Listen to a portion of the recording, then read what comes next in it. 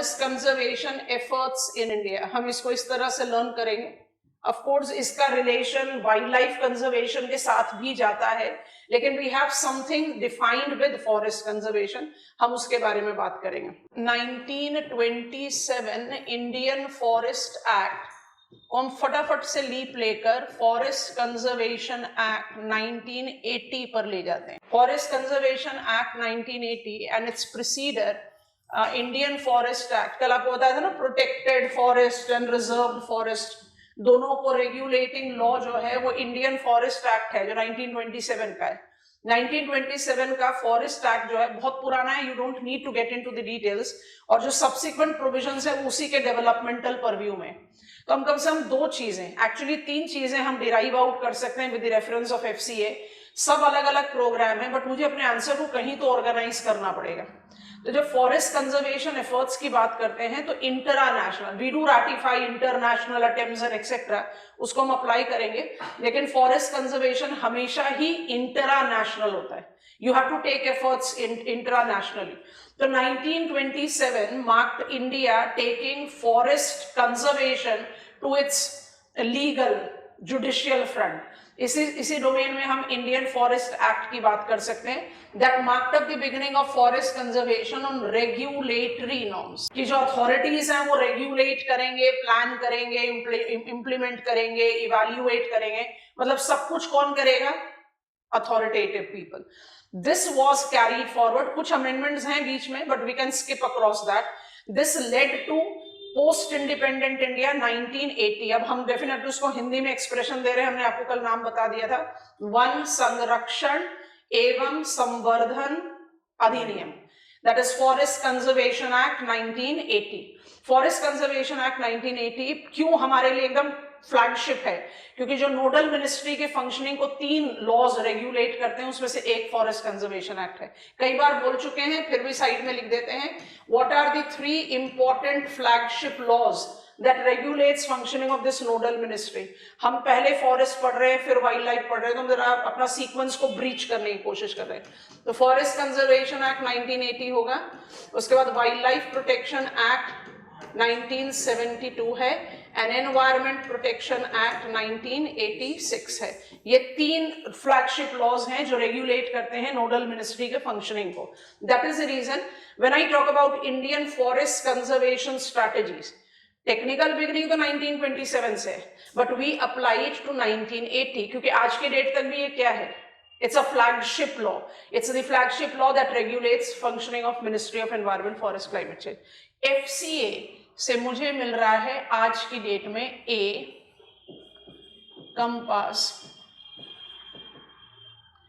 B joint forest management committees, इसी के constituent में आप ले सकते हो नगर वन योजना। इतना मेस्ड अप कंटेंट है ना इसका कि जब तक आप इसको ऑर्गेनाइज नहीं करोगे, आंसर क्वालिटी, और हर अपने आप में एक क्वेश्चन प्रोबेबिलिटी रखने वाला पॉइंट है। वन धन योजना, और दोनों को आप कोरिलेट कर सकते हो एग्रो फॉरेस्ट्री के साथ, जिसको हम सिर्फ टच करेंगे यहाँ पर।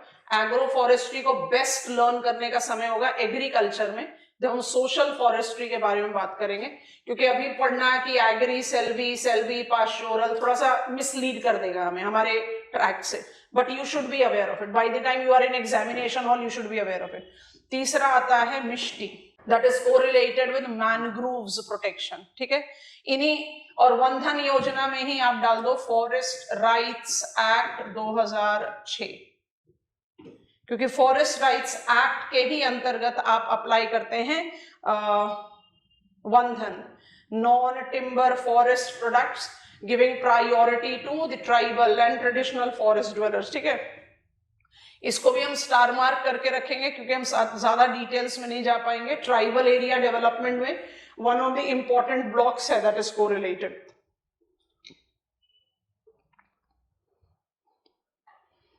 और कल आपको क्लास के एंड में बड़ा लंबा चौड़ा लेक्चर देते हुए हमने समझाया था ग्रीन इंडिया मिशन, तो डी यहां लिख देते हैं, GIM GIM is not related to forest conservation is very wrong, but it is more comprehensive as part of NAPCC. ठीक है, ये डी रहेंगे हमारे पास, ये तीन हमारे कॉन्स्टिट्यूएंट है जिसके बेसिस पर हम फॉरेस्ट कंजर्वेशन को डीकोड करने की कोशिश करेंगे। तो मेरा पहला ब्लॉक तो FCA का रहेगा, और FCA के साथ ही will be adding that we are also ratifying global forest conservation approaches, उसको हम बाद में ऐड करते हैं। अब ध्यान से एक एक पॉइंटर को समझते हैं। When I talk about Forest Conservation Act, इसको डीकोड कैसे करेंगे? 27 से 80 बहुत लंबा टाइम लीप लिया हमने, हम कुछ कुछ पॉइंटर्स लिख देंगे, कंपास की तरफ आपको लेकर जा रहे हैं। तो जो ट्रांजिशन हुआ है रेगुलेटरी 1927 का, 80s में भी रेगुलेटरी ही रहा। अच्छा, आपको क्या जज करना है? Economic development by default will result into diversion, diversion जरूरी है। सेटलमेंट डेवलप करना है, हाईवेज डेवलप करना है, रेलवेज डेवलप करना है, पावर प्लांट डेवलप करना है, by default it will lead to green को नॉन ग्रीन पर कन्वर्ट करना।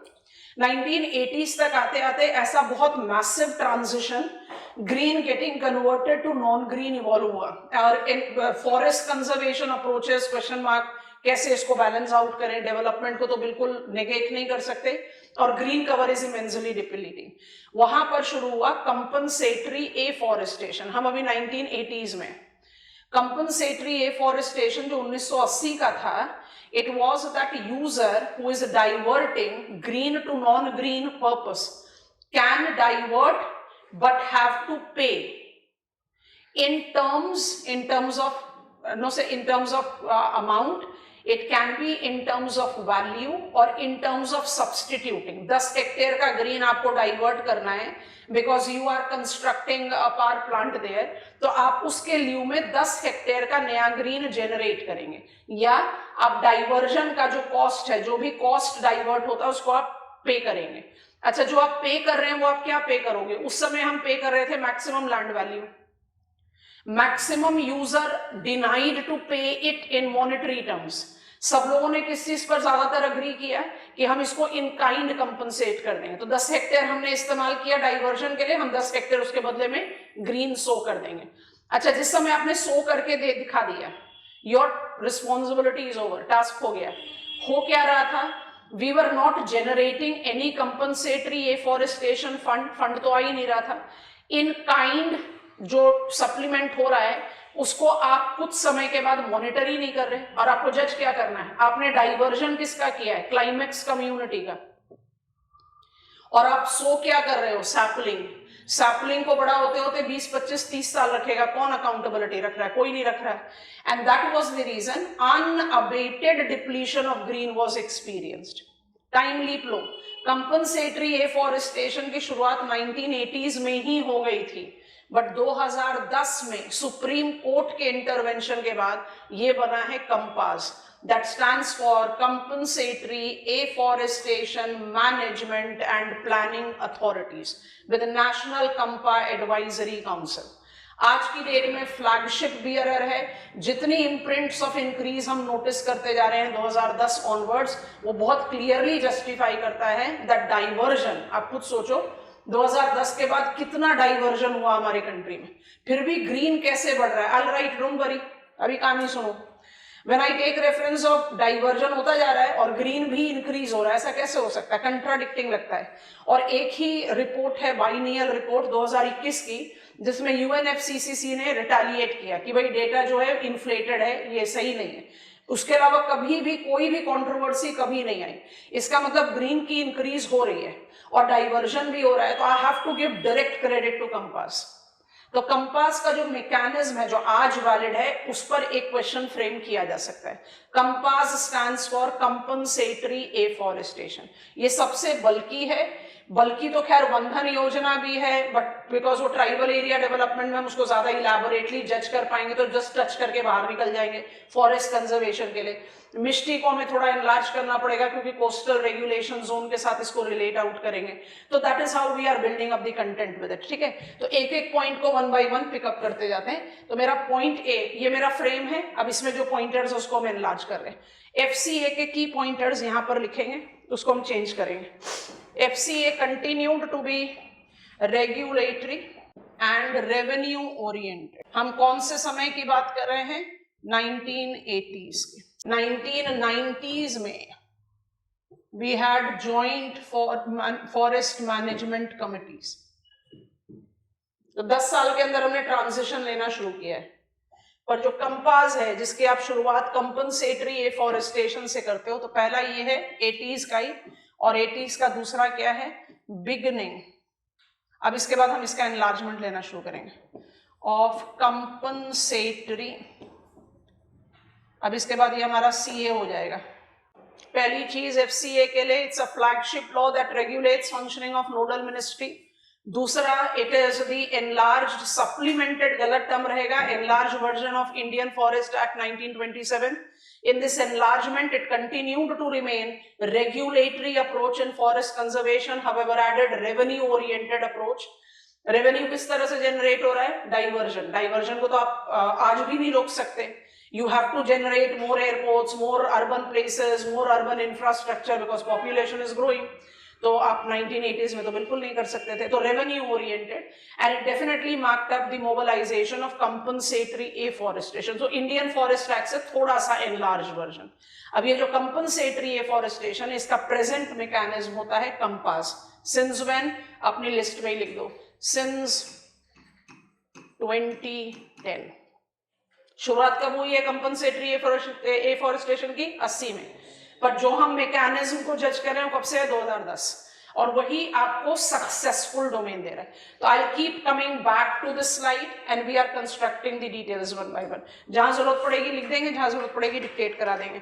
आई am getting on to a. A stands for compass,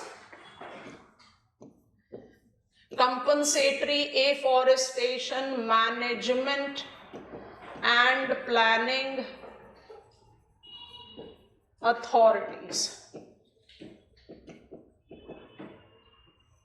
Compass, its mechanism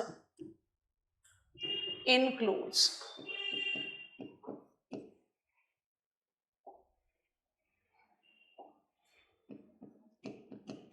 diversion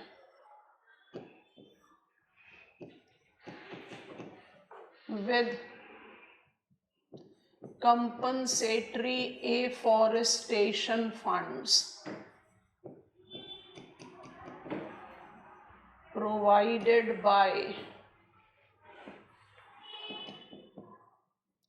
diverting agency, and this fund will include land value and ecosystem services value. कुछ समझ में आया?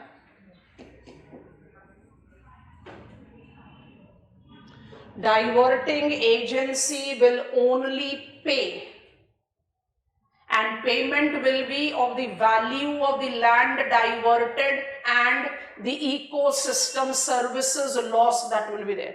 तो monetary terms में 4 में से 3 इकोसिस्टम सर्विस को तो डाल ही सकते हो, 2 को एब्सोल्यूट डाल सकते हो. जल्दी जल्दी बता दो हम किसके बारे में बात कर रहे हैं. Provisioning services have got the conventional market value. Regulating में कार्बन सिंक है, non conventional but market value है. उसके अलावा protecting us from hazard, air purification and etc. you can count on. तीसरे को कहते हैं cultural service, जिसमें eco tourism, sacred groves, traditional ecological dwellers, उन सबके लिए important domain है. उसको भी कुछ हद तक आप count कर सकते हो with monetary terms. और चौथे को क्या बोलते हैं, सपोर्टिंग सर्विस, जिसको अभी तक हमने मॉनेटरी टर्म्स में कैलकुलेट नहीं किया, बट हम इकोसिस्टम सर्विसेज के बारे में बात करते हैं. बाय डिफॉल्ट फोकल पॉइंट किस पर रहता है, प्रोविजनिंग और रेगुलेटिंग सर्विसेज का लॉस. तो diverting agency have to pay for the land that they are diverting and ecosystem services that they are diverting. ठीक है.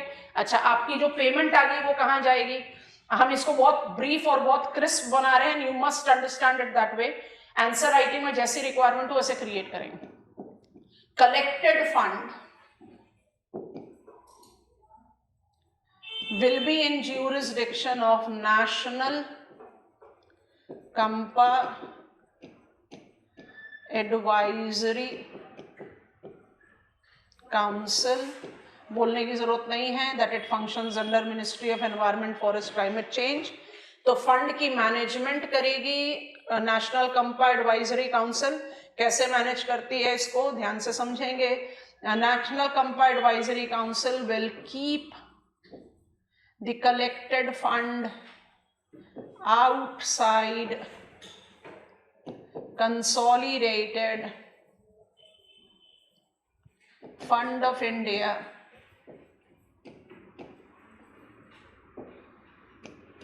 in name of concerned states COMPAs to revert it back as annual fund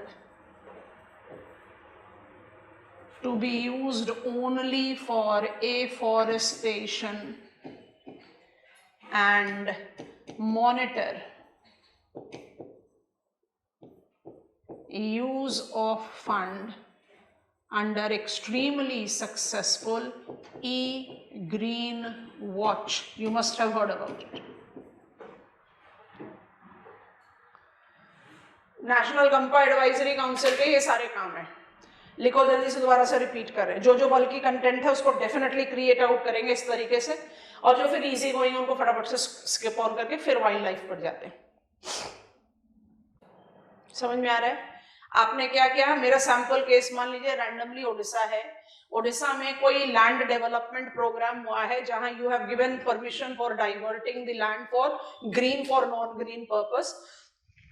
जो भी user agency है, PPP project है, खाली public है, खाली private है, जैसा भी है, कोई भी यूजर एजेंसी है, it will pay for the land converted and ecosystem services deviated. अब ये फंड कहाँ जाएगा?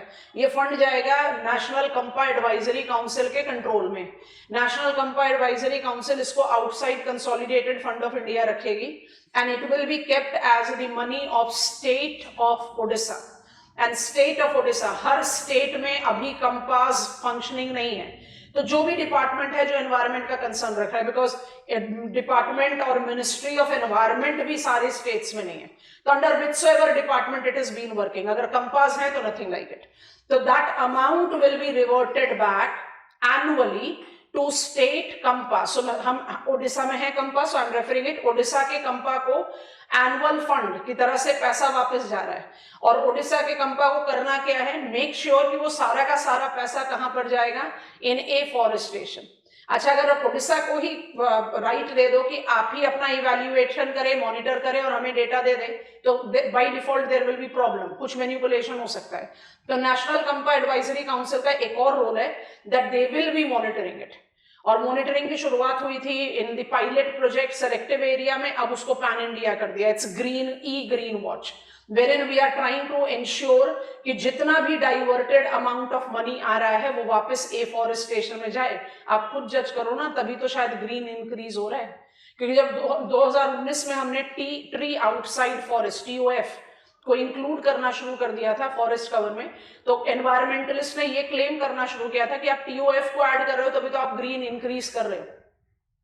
बट TOF कितना शेयर ले रहा है ग्रीन का, वो तो हमने नोटिस कर ही लिया. मैक्सिमम 21% तो फॉरेस्ट कवर ही है ना. So how it is increasing, because CAMPA are successful. I hope it is comfortable. अच्छा, नेशनल कंपा एडवाइजरी काउंसिल और स्टेट कंपा तो फंड कलेक्ट करती नहीं है, तो वहां पर मटीरियल है ये सारे काम करने के लिए. फंड को कलेक्ट करना, फंड को मैनेज करना, रिवर्ट बैक करना, मॉनिटर करना, अपनी सारी फंक्शनरीज को संभालना, उन सब पर भी national CAMPA advisory council 5 maximum 10% of the collected fund को यूज कर सकती है.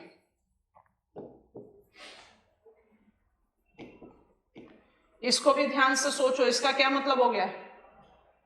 90% of diverted lands fund is going back to afforestation. आप इसको मैनेजमेंट में नहीं खर्च कर रहे, you are actually spending it where it is required to be spend. समझ में आ गया ना. इसलिए that is the reason it has been so successful. अच्छा, कहानी यहाँ नहीं खत्म होती, ये तो मेजर सिनेरियो हो गया.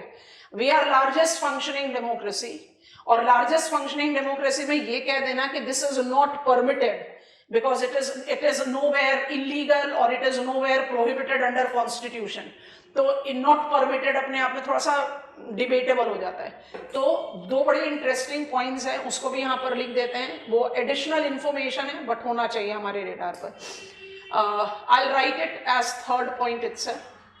Areas under protected areas or eco sensitive zones, इनके बारे में बताएंगे अभी हम जैसे आगे बढ़ रहे हैं। एरियाज कोई भी जो प्रोटेक्टेड एरियाज में आए या इको सेंसिटिव जोन में आए, प्रोटेक्टेड एरियाज 1000+ हैं हमारे कंट्री में आज की डेट में, और ओवरऑल राउंडेड ऑफ फिगर लेते हैं 6% के करीब का ज्योग्राफिकल एरिया जो है वो प्रोटेक्टेड एरियाज का है। हमारे कंट्री में protected areas national park, wildlife refuge, conservation reserves और कम्युनिटी रिजर्व्स होते हैं। उसके अलावा फिर भी have subcategorised as marine protected area etcetera, उनके बारे में बात करेंगे। तो अगर area under PA is to be diverted, तो हम ये नहीं कह रहे नहीं मत बिल्कुल नहीं डाइवर्ट कर सकते, करो, क्या करना पड़ेगा?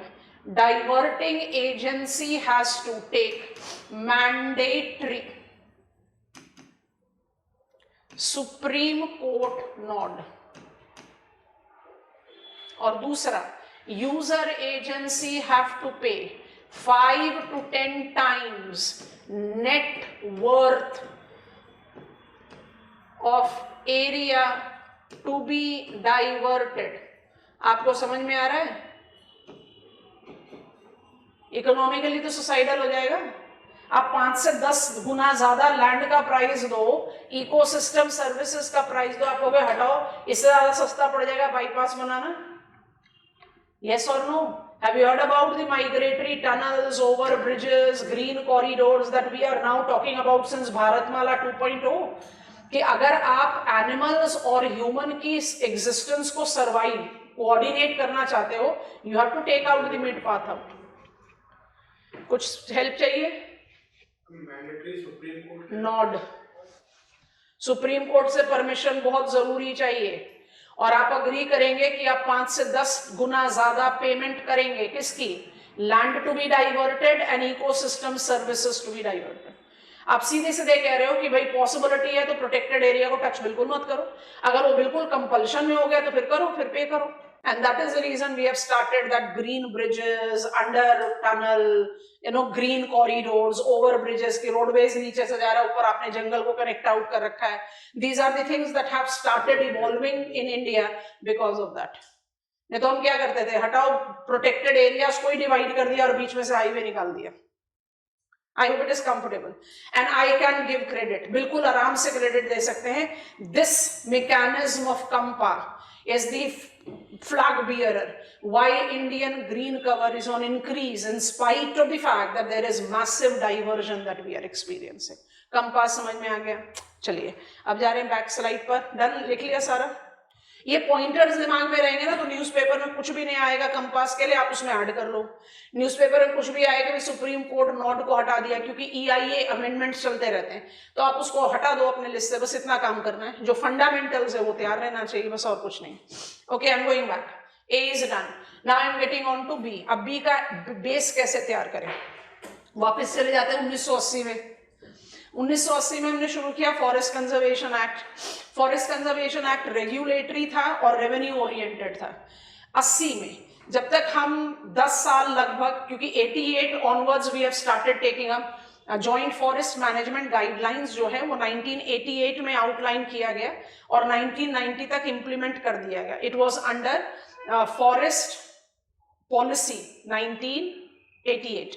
तो 1988 का जो फॉरेस्ट पॉलिसी था that talked about joint forest management guidelines, and guidelines implement हुआ 1990 में, तो हमने 90 ले लिया। हम इतना 1-2 साल का डिफरेंस ट्रेस नहीं कर रहे, हिस्टोरिकल है।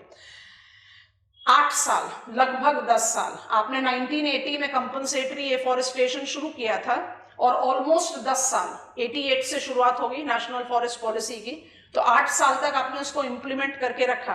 आउटकम क्या था वो हमने आपको ऑलरेडी समझा दिया। फंड कुछ भी आया तो कहाँ गया नहीं पता, अनअकाउंटेड। मैक्सिमम यूजर एजेंसी ने पैसा तो दिया ही नहीं, इन काइंड रिप्लेस करने की बात की, वो भी कहीं से भी मॉनिटर किया नहीं जा सका। तो अनअबेटेड डाइवर्जन रहा, ग्रीन डिप्लीशन रहा, economic development and infrastructural growth that was going far excellent. But forest conservation का जो जिस्ट है वो बिल्कुल पूरी तरीके से हम क्या कर रहे थे, कॉम्प्रोमाइज कर रहे थे। तो उस रियलाइजेशन पर बेस करके हमने नेशनल फॉरेस्ट पॉलिसी 1988 में joint forest management guidelines apply की, जो 90 में फोर्स पर आई। उसी के बेसिस पर हम जॉइंट फॉरेस्ट मैनेजमेंट कमिटीज के बारे में बात करते हैं। अब यहां पर क्या इंपॉर्टेंट है ध्यान से देखेंगे, उसी के फिर ये दो टेल एंडर्स है। I am going to the separate slide, यहां पर मिक्सअप नहीं कर रहे। तो बी ले रहे हैं जॉइंट फॉरेस्ट मैनेजमेंट कमिटीज, हमारी लिस्ट में है तो we can go brief with it. अब इसकी शुरुआत कैसे हुई है, national forest policy 1988 that led to joint forest management guidelines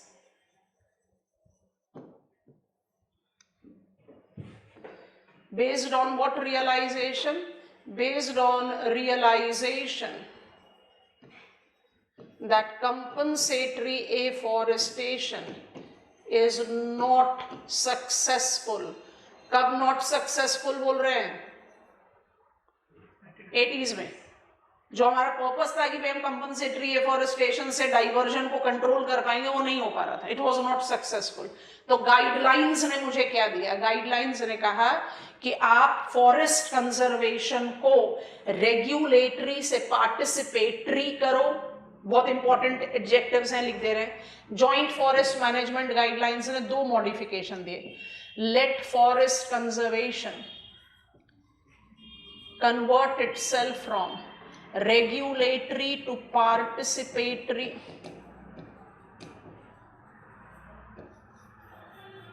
जो एयर कंडीशन ऑफिस में बैठे हैं उनको थोड़ी पता है कि फॉरेस्ट को कैसे कंजर्व करना है, कैसे यूटिलाइज करना है, क्योंकि डिनायल ऑफ यूज तो है ही नहीं। हम कंजर्वेशन की बात कर रहे हैं, हम प्रिजर्वेशन की बात थोड़ी कर रहे हैं। तो जो ट्रेडिशनल डुवेलर्स हैं, जो फॉरेस्ट या इकोसिस्टम के साथ रह रहे हैं, they are more aware of the practical things. तो रेगुलेटरी नहीं काम करेगा, लेट इट बी पार्टिसिपेटरी। और दूसरा, let forest conservation change itself from being revenue oriented to conservation oriented.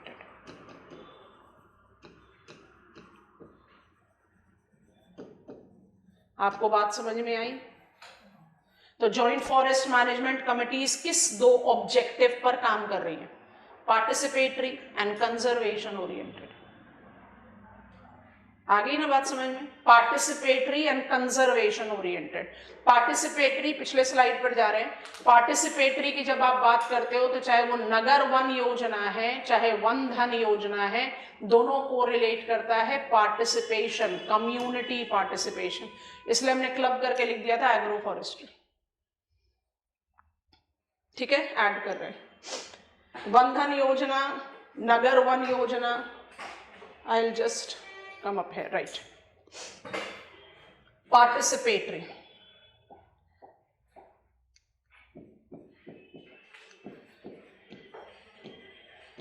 Community participation that was integration of social forestry in afforestation since 1990s। India में social forestry की शुरुआत 1976 में हो गई थी।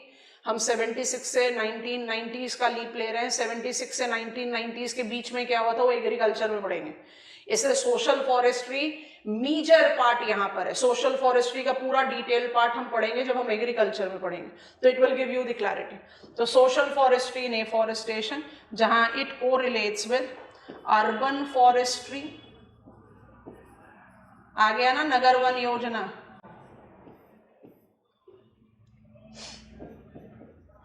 And Van Dhan ये बाद में ऐड हुआ है ट्राइबल एरिया डेवलपमेंट, जिसमें non timber forest products with priority rights to tribal population. ये भी हम डिटेल्स में पढ़ेंगे जब हम ट्राइबल एरिया डेवलपमेंट प्रोग्राम करेंगे। अर्बन फॉरेस्ट्री का जो डोमेन है, it goes with increasing aesthetics and decreasing urban heat dome effect. You know what does that stand for?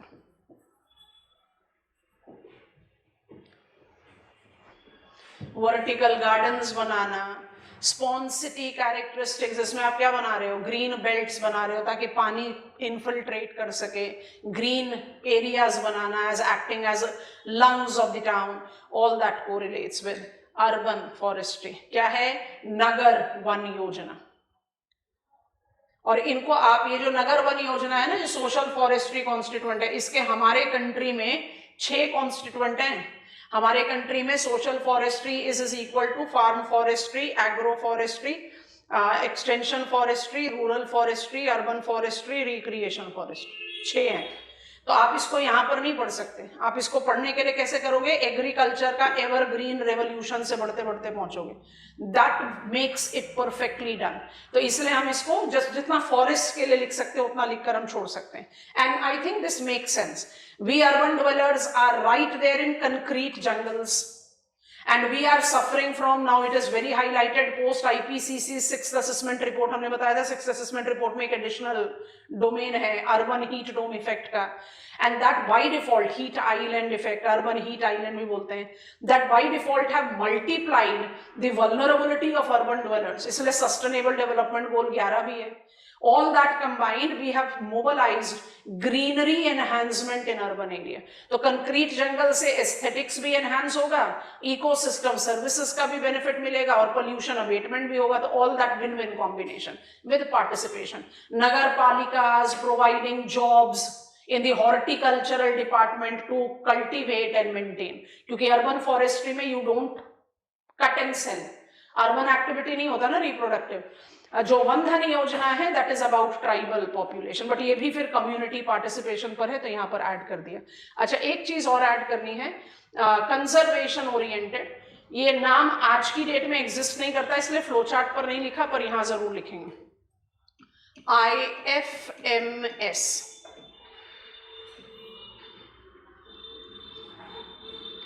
Integrated forest management scheme, IFMS।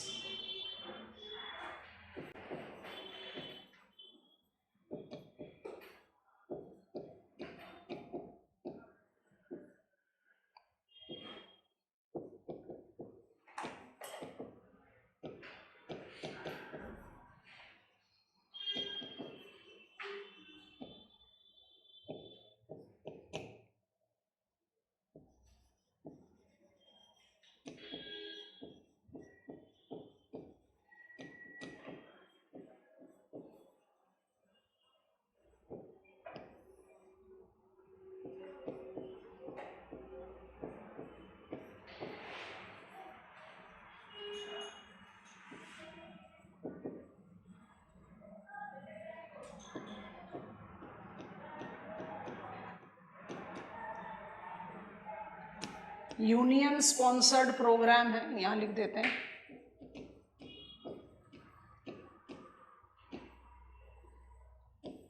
But sponsorship 90:10 है for special priority states.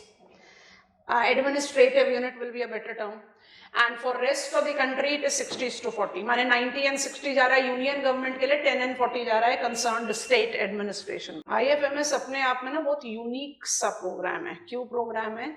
ये नहीं कह रहा है कि 25% ग्रीन को हमने बढ़ाकर 26% करना है।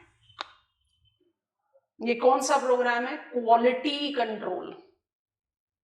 सो इसके जो टारगेटेड एवेन्यूज है वो क्या है, इसके टारगेटेड एवेन्यूज है इन्वेजिव एलियन स्पेसिमेन को कंट्रोल करना, जो भी थ्रेट कर रहे हैं नेटिव स्पेसिमेन को, फॉरेस्ट फायर को कंट्रोल करना। और मेरे ख्याल से आपको समझ में आ रहा है हम फॉरेस्ट फायर इतना इंसिस्ट क्यों कर रहे हैं। जल्दी से लिखकर पेन ड्रॉप करो, समझो, इसको अपने दिमाग में स्टिक अप करना है।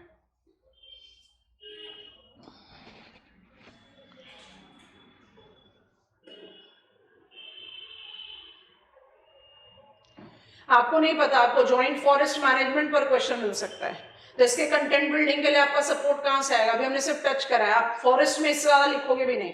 बट मान लो कि मेरे को क्वेश्चन ही मिल गया 20 मार्क का, तो मुझे कंटेंट बिल्ड करने के लिए अर्बन फॉरेस्ट्री, प्रीवियस पेज पर भी थोड़ी देर में जाते हैं, अर्बन फॉरेस्ट्री को हमने किसके साथ पिकअप किया है? एग्रो फॉरेस्ट्री पॉलिसी से।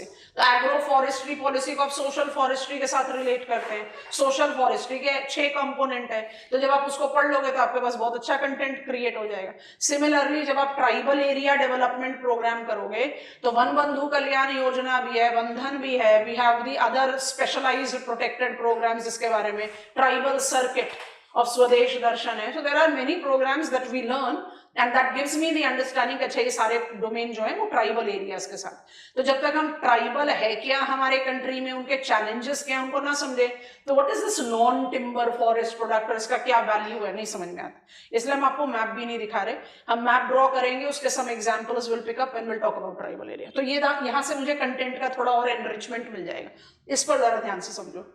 IFMS integrated forest management scheme का जो प्रायोरिटी ऑब्जेक्टिव था फॉरेस्ट फायर को कंट्रोल करना, वो पिछले कुछ सालों तक तो फेलियर ही रहा। 2021 का जो हमारा Indian state of Indian forest report है, जो 17वां साइकिल था, उसमें FSI forest survey of India के रेडार्स ने 177% increase in forest fire incidents notice किया। तो अगर आप एक स्पेशल प्रोग्राम रन कर रहे हो that is oriented towards conservation approach, जिसमें आपका target, one of the priority target है कि फॉरेस्ट फायर कंट्रोल हो, और सबसे मेजर फॉरेस्ट फायर के इंसिडेंट्स कहां पर हुए हैं? सबसे ज्यादा हुए हैं इन हिमालयन रीजन, उत्तराखंड। और जो आप मेरे ख्याल से गेस कर पाओगे कौन से होंगे special categories administrative unit?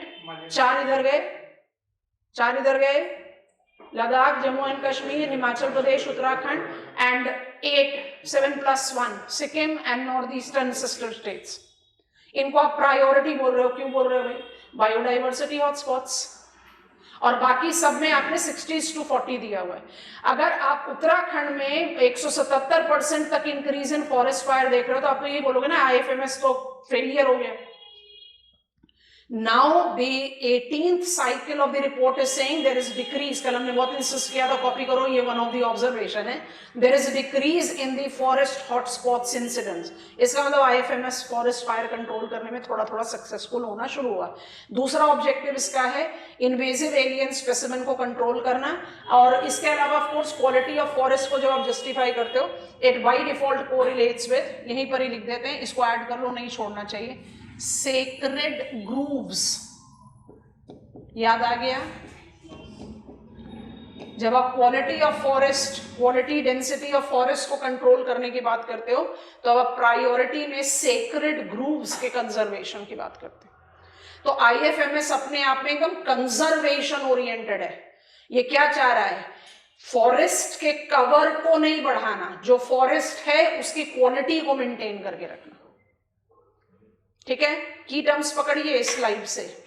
Part B of forest conservation approaches in India relates to joint forest management committees that have been established in reference to joint forest management guidelines of National Forest Policy 1988. It targets itself, it orients itself with two. एक बनाओ participatory और दूसरा बनाओ conservation oriented. Participatory पकड़ते ही social forestry पकड़ लो। Social forestry है क्या? हमारे डेमोक्रेटिक सेटअप के लिए, by the people, for the people, of the people. आप कल्टीवेट करें, आप मेंटेन करें, आप यूज करें, वो है पार्टिसिपेटरी हो गया। सोशल फॉरेस्ट्री के कौन से डोमेन को हम यहाँ पर जस्टिफाई कर रहे हैं एज प्रोमिनेंट आज की डेट में? Forest conservation. सो वन धन बहुत इंपॉर्टेंट है तो लिख दिया, और नगर वन योजना तो उसको लिख दिया। But what is that agro forestry का पूरा frame, that will be learning. अच्छा, जो कंजर्वेशन का की स्लॉट है वहां पर क्या आ गया? IFMS। IFMS आज की डेट में सक्सेसफुल है ना, तभी तो हमारा 17th से 18th साइकिल में फॉरेस्ट फायर इंसिडेंट्स कम हुए। तो इस तरह से आप अपने इंडियन फॉरेस्ट स्टेट रिपोर्ट और मैनेजमेंट स्ट्रैटेजी को कंबाइन करके अपने आंसर को ऑल फुलफिलिंग बना सकते हैं। I am going back, we are now picking up step number C। थोड़ा सा बल्कि होगा, कहाँ गया, हियर इट इज। इसको हमने थोड़ा सा ब्रीफ रखा है, हमने आपको बता दिया क्यों, will be talking about it. I am coming to MISHTI. MISHTI की भी बड़ी लंबी चौड़ी शुरुआत है, उसको उस हिसाब से जस्टिफाई करते हैं और उसका फिर डिटेल्स में पिकअप करेंगे। Okay, I am getting on to the fresh slide. C,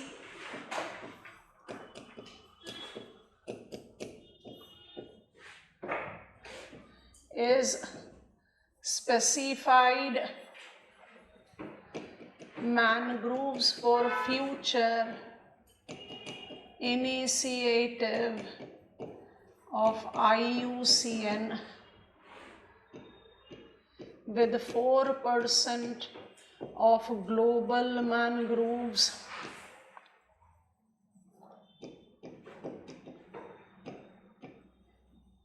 India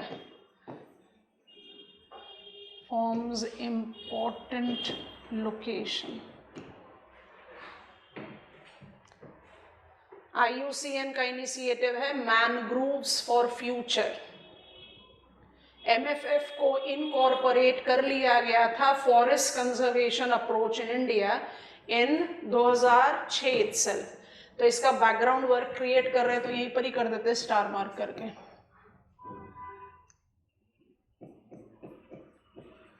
new environmental policy 2006 led to littorals included in forest, thus MFF integrated in forest conservation।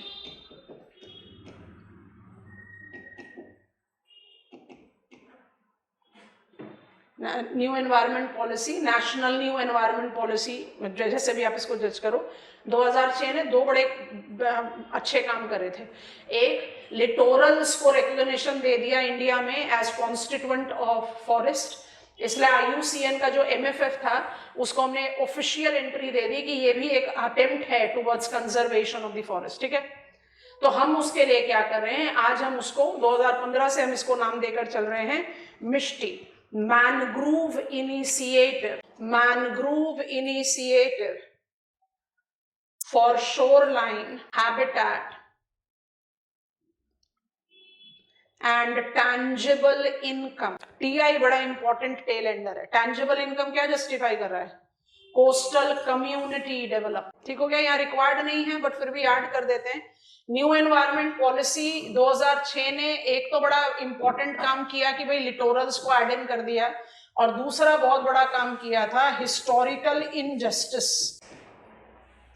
इसको बॉक्स में डाल देना कि जब आपको मन करा या जब आपने रियलाइज करा कि फॉरेस्ट कंजर्वेशन बिना पार्टिसिपेशन के नहीं हो सकता, तो आपने फॉरेस्ट कम्युनिटीज को इंटीग्रेट कर लिया फॉरेस्ट कंजर्वेशन में। कहाँ किया, जॉइंट फॉरेस्ट मैनेजमेंट गाइडलाइंस।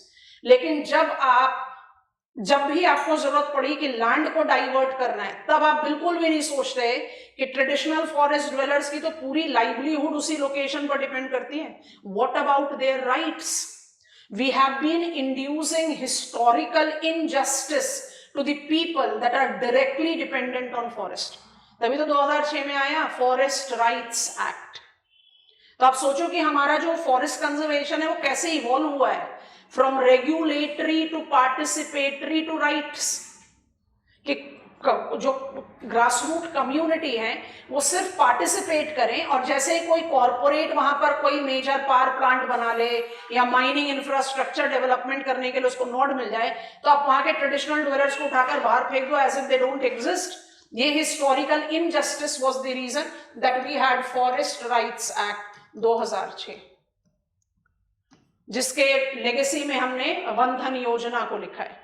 तो new environment policy, national environment policy 2006 बहुत इंपॉर्टेंट है इस कंटेक्स्ट में।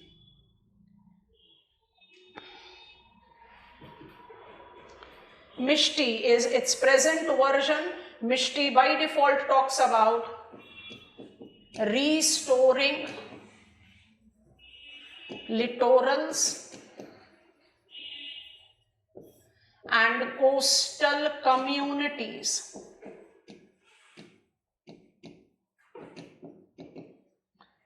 Resilience, tangible income है। बाय डिफॉल्ट ये कोरल रीफ प्रोटेक्शन के साथ भी एसोसिएट होता है।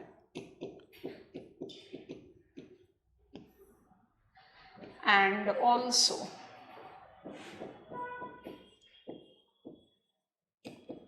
कोस्टल रेगुलेशन जोन्स, CRZs, इसको तो हम अभी डिटेल्स में पढ़ ले रहे हैं। एंड मरीन प्रोटेक्टेड एरियाज, इसको हम थोड़ा सा डिले करेंगे, ICMBAs। प्रोटेक्टेड एरिया जब आपको बता देंगे उसके बाद फिर हम इसके बारे में बात करेंगे।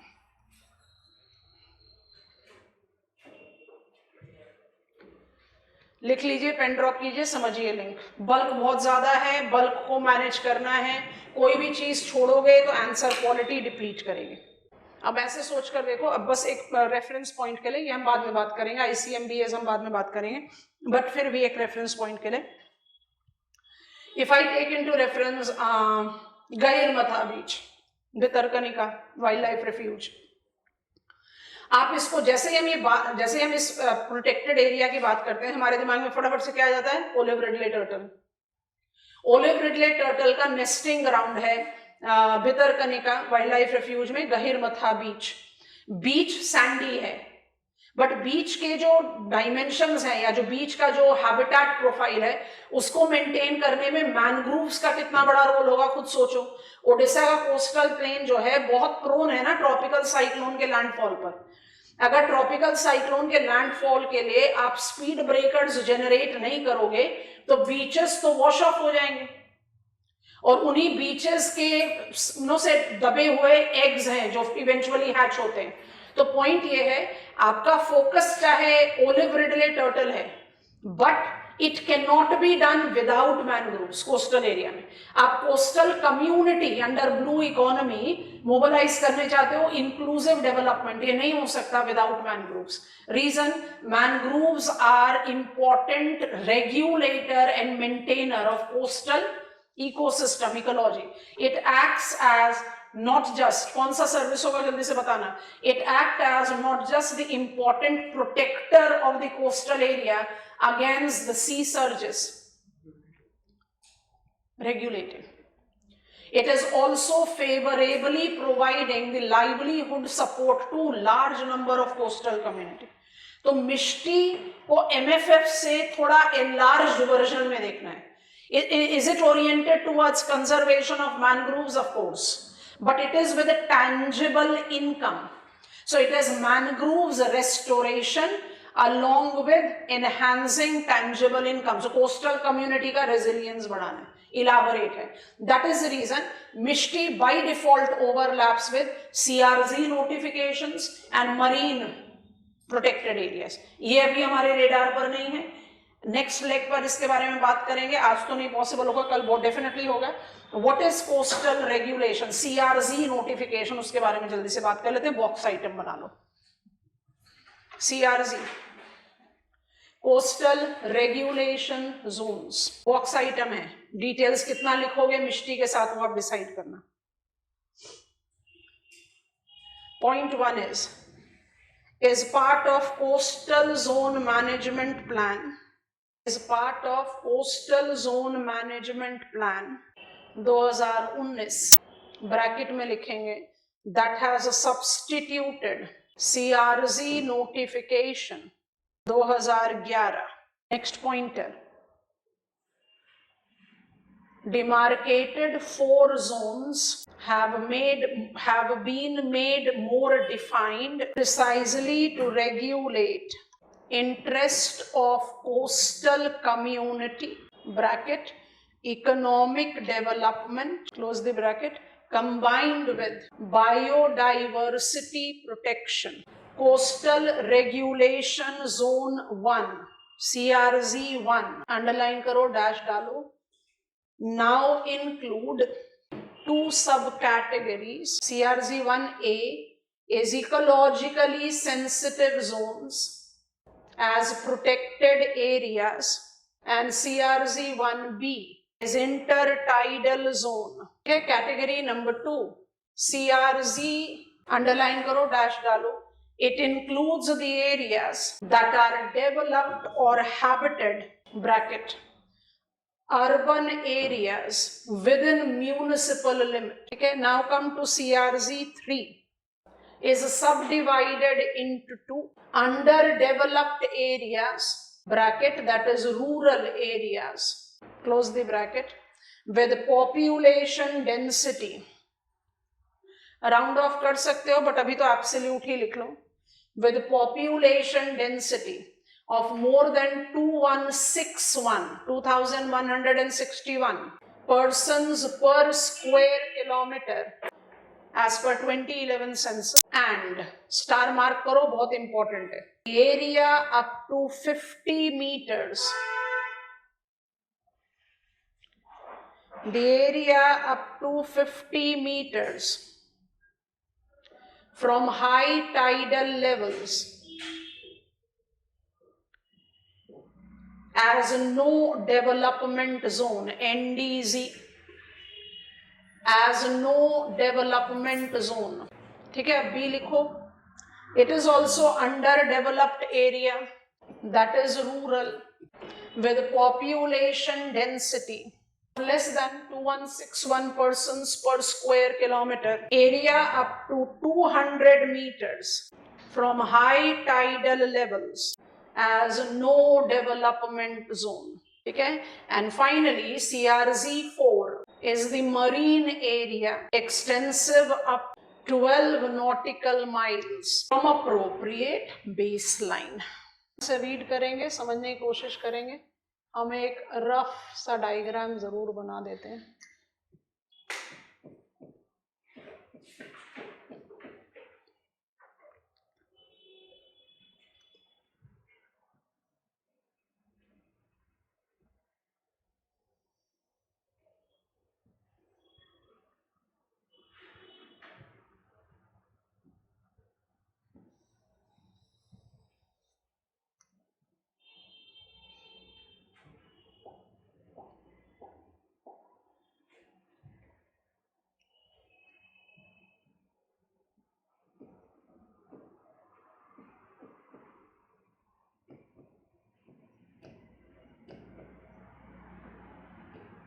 कुछ पकड़ में आया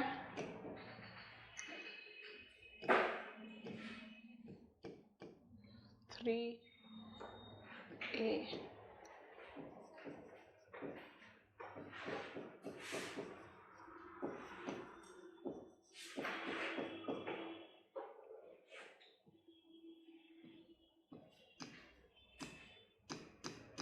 देखो जरा सिर्फ एक चीज मिसिंग है मेरे डायग्राम में इको सेंसिटिव जोन जहां पर भी कोई भी इको सेंसिटिव जोन आ जाएगा वो आपका इंटरटाइडल एरिया में आ सकता है गहरे मथा वो आपका थोड़ा इनलैंड आ सकता है जहां पर भी वो आएगा इको सेंसिटिव जोन आप उसको किस कैटेगरी में डिमार्केट कर दोगे CRZ1A क्या जज कर रहे हो इंटरटाइडल इस कोस्टल रेगुलेशन जोन 2011 को नहीं पढ़ना चाहिए जरूरत नहीं है बट इंटरटाइडल वो CRZ1 इन 2011 और CRZ1 से जैसे आप इनलैंड की तरफ जा रहे हो तो you are taking up built up area जिसमें रूरल एंड फिर अर्बन को आप डिफाइन करते हैं रूरल की सब कैटेगरी 2019 में आ गए तो रूरल की सब कैटेगरी में आप क्या देख रहे हो जहां पर रूरल एरिया की डेंसिटी ज्यादा है आपने ग्लोबल पॉपुलेशन डेंसिटी 41 पर्सन्स पर स्क्वायर किलोमीटर पढ़ी है यहां पर आप पॉपुलेशन डेंसिटी को 2000 प्लस लेकर चल रहे हो वहां पर नो डेवलपमेंट जोन आपने 50 मीटर तक रखा है जहां पर पॉपुलेशन डेंसिटी उससे कम है वहां पर 200 मीटर मतलब आप इंटर टाइडल जोन के बाद बिल्ट अप एरिया में भी 50 से 200 मीटर, हाई टाइडल वाटर से 50 से 200 मीटर पर नो डेवलपमेंट जोन को डिमार्केट कर रहे हो। तो ये जो मेरा सारा डॉटेड व्हाइट नहीं रखते हैं, कलर चेंज कर देते हैं, ये जो मेरा सारा डॉटेड एरिया हो गया ना, जिसको हमने जानबूझकर ट्विस्ट ऑफ द डायग्राम बनाया है, ये आपका कौन सा जोन हो गया? No development zone. CRZ2 को आप अर्बन एरिया बोल रहे हो, कोस्टल एरियाज में अर्बन प्लेसेस तो हैं, बिग टाउन्स जो होंगे, जो पोर्ट टाउन्स हैं, वो कोस्टल एरिया में ही तो हैं। तो CRZ2 हो गए अर्बन एरियाज, उसको आप बोलते हो डेवलप्ड एरिया। CRZ3 हो गए under developed area. Under developed area माने रूरल सेटअप। रूरल सेटअप को आपने दो सब कैटेगरी में डिवाइड कर दिया। और CRZ1 जो इकोलॉजिकली सेंसिटिव जोन है, उसको आपने दो में डिवाइड कर दिया। जो प्रोटेक्टेड एरियाज होंगे वो CRZ-A में जाएंगे 1A, और जो इंटर टाइडल जोन है वो CRZ-1B में जाएंगे।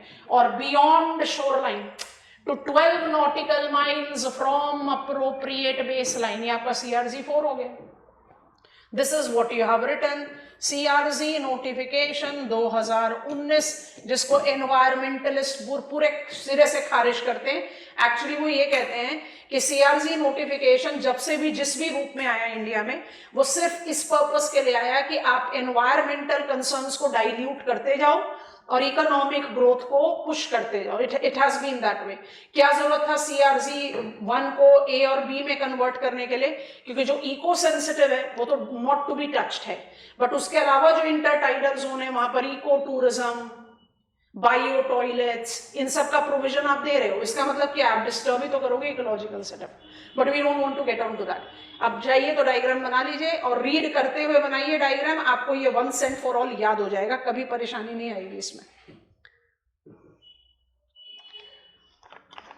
मरीन प्रोटेक्टेड एरिया हमने रिजर्व में रखा हुआ है। डायग्राम के बाद 2 स्टार मार्क पॉइंटर लिख लेंगे and I think this is done. समझ में आ गया ना? अच्छा, इसके साथ ही आप बहुत आराम से जज आउट कर लोगे, it will become easier. Draw हो गया तो हमें गो अहेड दीजिए, हम आपको बस 2 पॉइंटर्स और डायग्राम के बाद लिखवा रहे हैं। We are done with CRZ 2019 notification. हाँ जी, CRZ 3A 50 ठीक तो है। B के साथ 200 नॉटिकल 200 मीटर का डिमार्केशन रहेगा ना।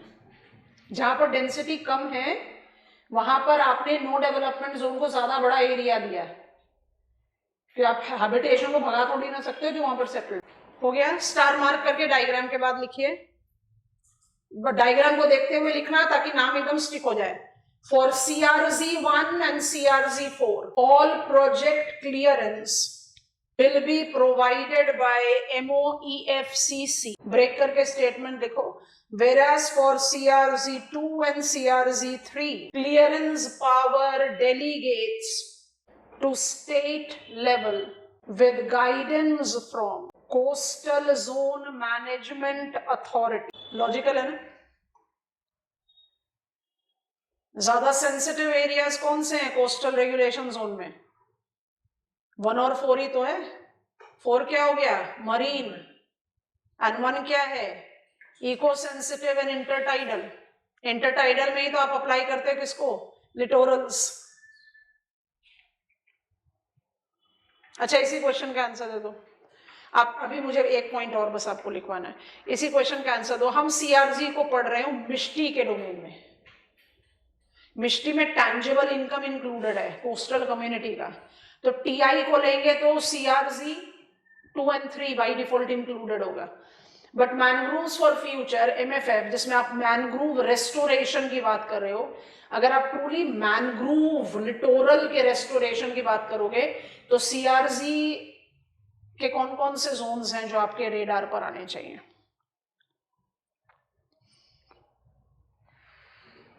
अच्छा भाई, मैनग्रूव्स या लिटोरल के कितने आंसर ही बता दिया। 2 हैबिटेट होते हैं, कौन कौन से होते हैं? On and offshore. Onshore कहां तक लेकर जाओगे? 50-200 metre from high tidal level.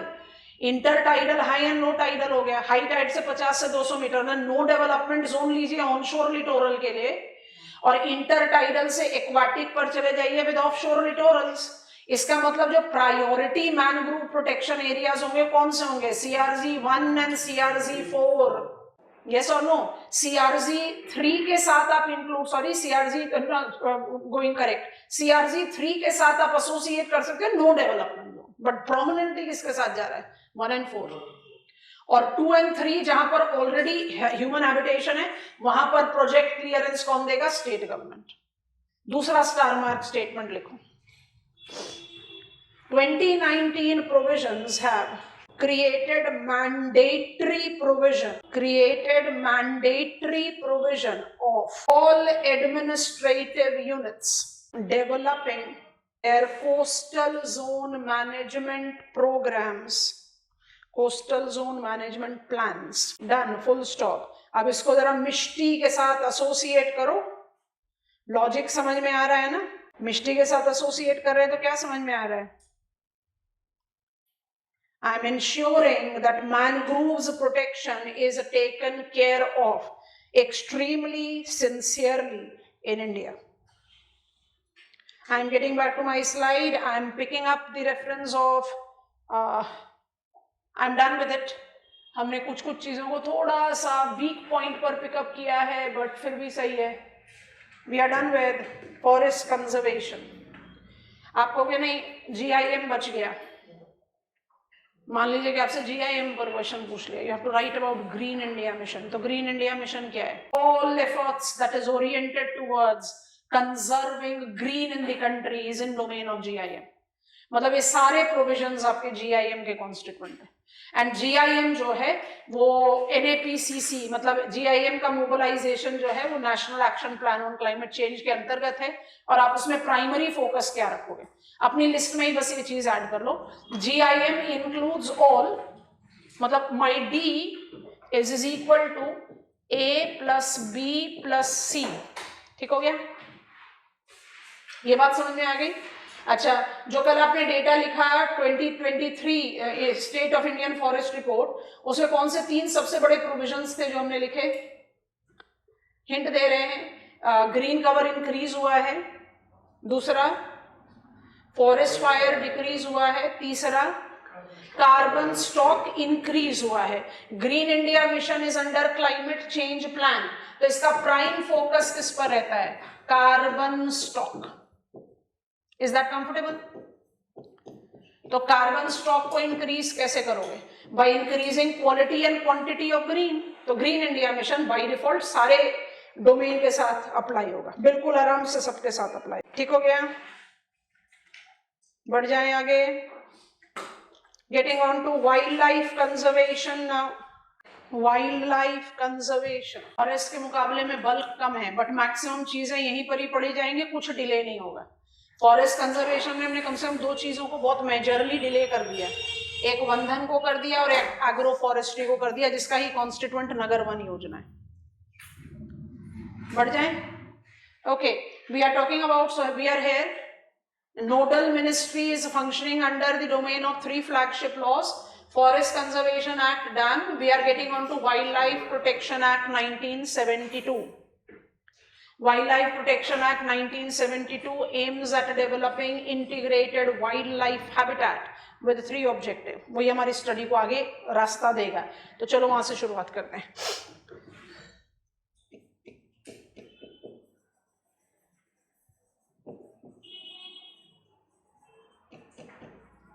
So forest conservation से हम आगे बढ़ गए वाइल्ड लाइफ कंजर्वेशन की तरफ। वाइल्ड लाइफ प्रोटेक्शन एक्ट 1972 मेरा रेफरेंस पॉइंट है। Aims at creating integrated wild life habitats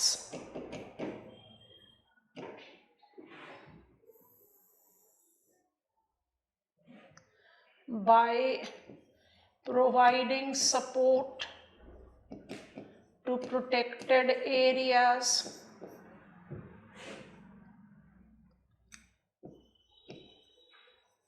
ensuring welfare of animals outside protected areas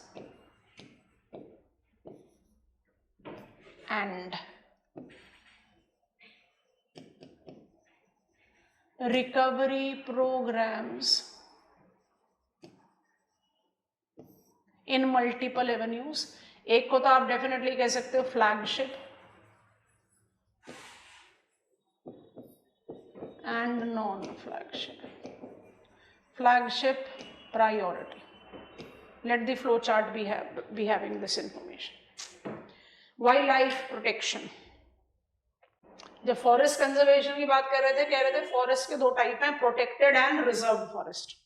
तो हमारा यहाँ सबसे पहले ये तीन जो फोल्ड ऑब्जेक्टिव है ना, सो जो सेंट्रल ऑब्जेक्टिव है वो ज्यादा बल्क हमें नहीं देता. ज्यादा बल्क इसलिए नहीं देता because we don't take into reference the पूरा इंफ्रास्ट्रक्चर डेवलपमेंट का demarcation. But when I say ensuring welfare of wildlife outside protected area, so it is by default oriented towards what? Minimizing man-wild conflict by ensuring कि migratory corridors safe रहे. हमारा जो national heritage animal है elephant, it's wild and it is domesticated also. तो जो domesticated animals हैं उनका we are ensuring their welfare. जो plastic consumption है because of the dumped waste उसको control करना, many other things.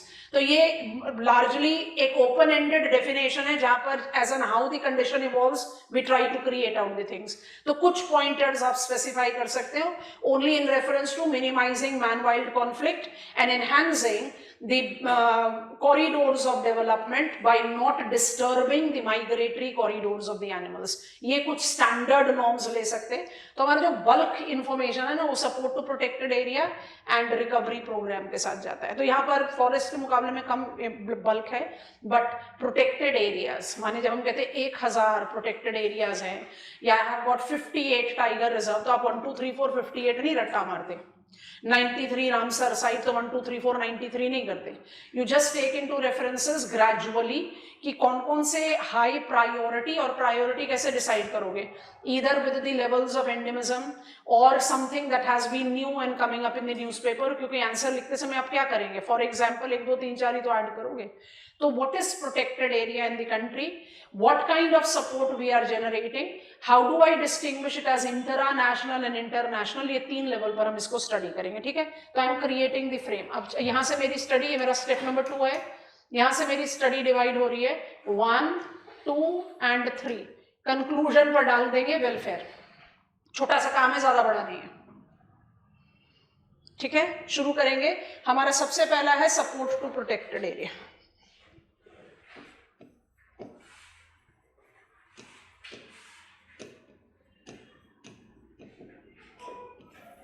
यहाँ पर हमें 3 चीजें पढ़नी है. What is included as protected areas. तो हमारी कंट्री में protected areas are wildlife refuge, national parks, conservation reserves and community reserves. पहले इसी के बारे में बात कर लेते हैं. Support to protected areas. पहली information, the term protected areas are applied to denote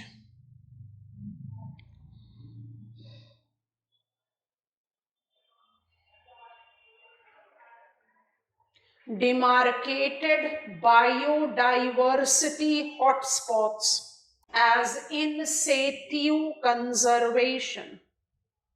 Different categories of protected areas, bracket में लिख लो, wildlife protection amendment 2002, close the bracket, are identified. First is wildlife refuge और wildlife sanctuaries. Second is national parks. Third is conservation reserves that are largely uninhabited by human population. And finally, community reserves, that is green areas privately owned with more than 1000 notified protected areas. It is approximate 6% the total geographical area This is point A. When I take reference of protected area in the country, absolutely unlike global, मेरे पास conservation और community reserves भी हैं. और conservation और community reserves को आप किस तरह से डिस्टिंग्विश करते हो? कंजर्वेशन रिजर्व्स जो हैं वो ह्यूमन पॉपुलेशन अनइनहैबिटेड है but state owned land area है, एंड कम्युनिटी नाम ही अपने आप बता रहा है ना. अच्छा, करना तो नहीं चाहिए बट थोड़ा सा क्लैरिटी के लिए, कल हमने फॉरेस्ट को कहा था रिजर्व्ड एंड प्रोटेक्टेड. रिजर्व्ड किसके साथ मैच कर जाएगा? यहाँ कंपेयरिंग के साथ करना है बच्चों.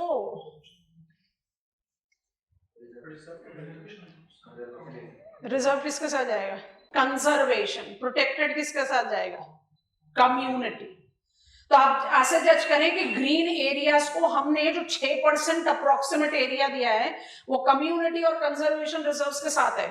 एंड एची बायोडाइवर्सिटी टारगेट को अपने हमने सप्लीमेंट कर दिया Kunming Montreal biodiversity action plan, और हमारा टारगेट है कि कम से कम 10% प्लस एरिया जो है हमारा होना चाहिए under protected areas for the terrestrial domain. So it's far off that we have to go.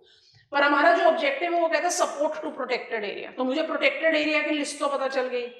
Support क्या है? सपोर्ट के दो कैटेगरीज है. तो मेरा पार्ट बी शुरू हुआ international support, and part C हो जाएगा इंटरनेशनल सपोर्ट, जिसमें हम यूनेस्को को रोप इन करेंगे. अब जो पॉइंट लिख रहे हैं उसको जरा जल्दी से कॉपी डाउन कर लो, फिर हम समझा देते हैं. इंटरनेशनल इजी गोइंग है, कोई बल्क ऑफ इंफॉर्मेशन नहीं आएगा यहाँ पर. Once done for ever.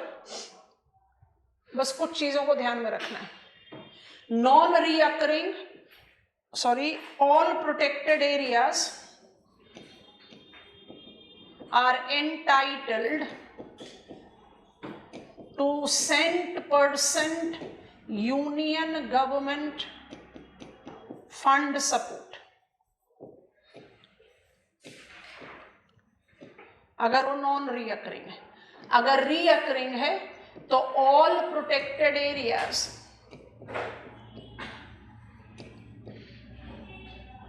will have 50:50 sharing of resources.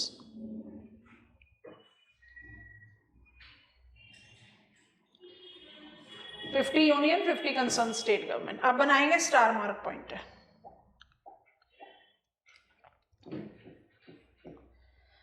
If protected areas are in mountain, coast, desert, or have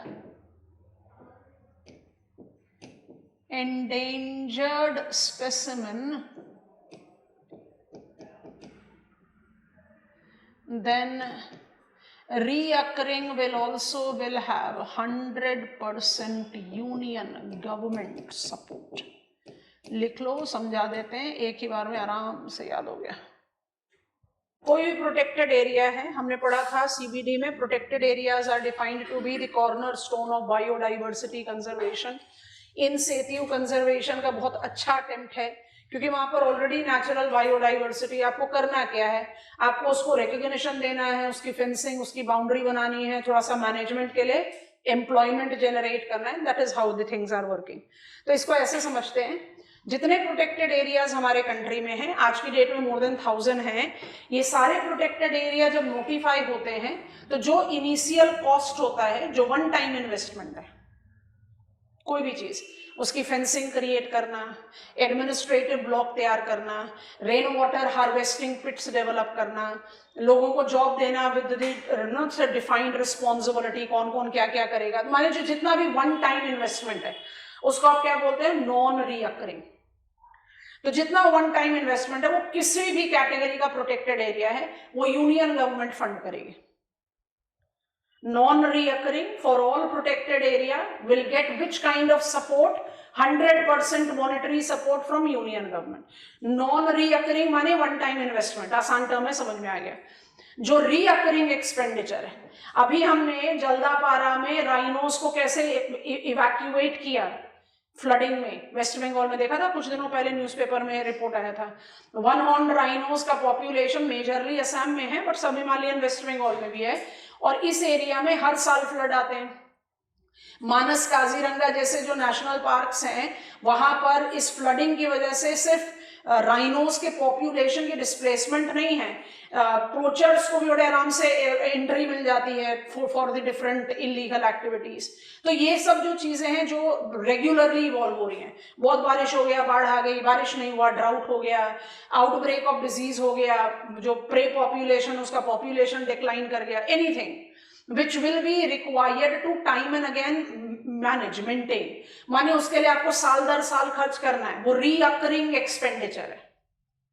बारिश का पानी आ गया तो डिस्चार्ज करो, पानी नहीं है तो पानी का इंतजाम करो, प्रे पॉपुलेशन डिक्लाइन हो गया तो आर्टिफिशियली अवेल कराओ ताकि नेचुरल हैबिटेट एंड उसका जो एक बैलेंस है वो मेंटेन रहे। So you are taking care of all that and it is by default coming as what, recurring expenditure. बार बार खर्चा होता रहेगा इसका।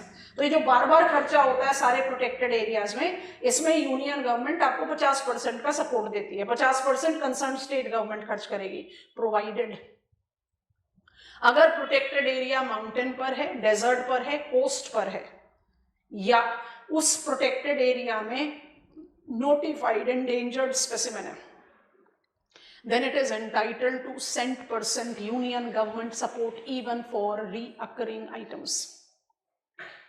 बात समझ में आ गई? इजी गोइंग है। What is meant by support to protected area international is done. It is all about monetary support, financial support, categorized as reoccurring and non-reoccurring items. We have understood what it goes like.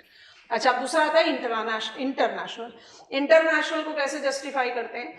Ministry of environment, forest, climate change अपने biodiversity conservation के लिए किसी भी protected area को nominate करके UNESCO में request भेज सकती है that this protected area requires more financial, more technological support because of the endemism that it is having, and UNESCO team on request of the nodal ministry, UNESCO team अपने आप आके आपका दरवाजा नहीं खटखटाती है, आप रिक्वेस्ट एक्सटेंड करते हो, यूनेस्को फिर सर्वे करती है, सर्वे करने के बाद it is on the discretion of UNESCO team to give nod और नॉट टू गिव नॉड।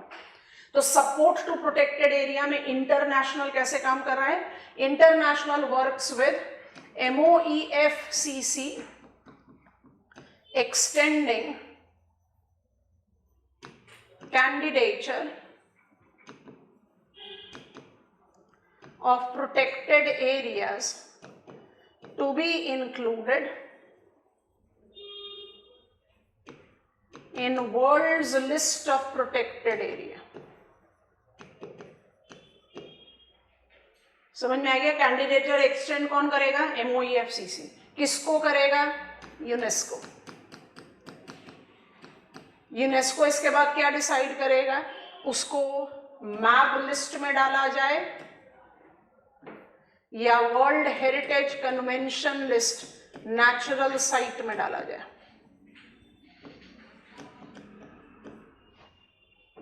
आई बात समझ में कि नहीं? मैप लिस्ट पर आते ही या वर्ल्ड प्रोटेक्टेड एरियाज के लिस्ट पर आते ही आप नंबर 1 ग्लोबल मैप पर रिकग्निशन पाते हो, नंबर 2 फाइनेंशियल असिस्टेंस आता है, नंबर 3 टेक्निकल असिस्टेंस आता है, नंबर 4 बहुत स्ट्रॉन्ग स्क्रूटनी भी आती है। इसलिए जब वेस्टर्न घाट्स का सर्वेइंग चल रहा था for its inclusion into world heritage convention list, Karnataka state government बहुत रिलक्टेंट थी, क्योंकि कर्नाटका का पूरा बेल्ट क्या है? Baba Budan, Kudremukh, iron ore.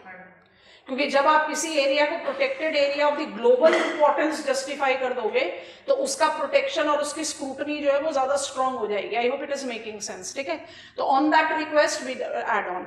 हमेशा डिबेट रहता है वर्ल्ड हेरिटेज कन्वेंशन में इंडिया के 7 साइट है कि 8 है तो 8, बट जो 8वां है जो लेटेस्ट एडेड है कंचनजंगा, वो कल्चरल नेचुरल दोनों में इंक्लूडेड है, कस्प है वो, and that is the reason है भी नहीं भी है, बट ये आसान तरीका है याद करने का। I can easily remember important protected areas by picking them up in bits and parts one by one। ठीक है, ये समझ में आ गया इंटरनेशनल सपोर्ट। अब एक मैप खोल रहे हैं। मैप खोलने से पहले हमारे प्रोटेक्टेड एरियाज की लिस्ट आ रही है 4: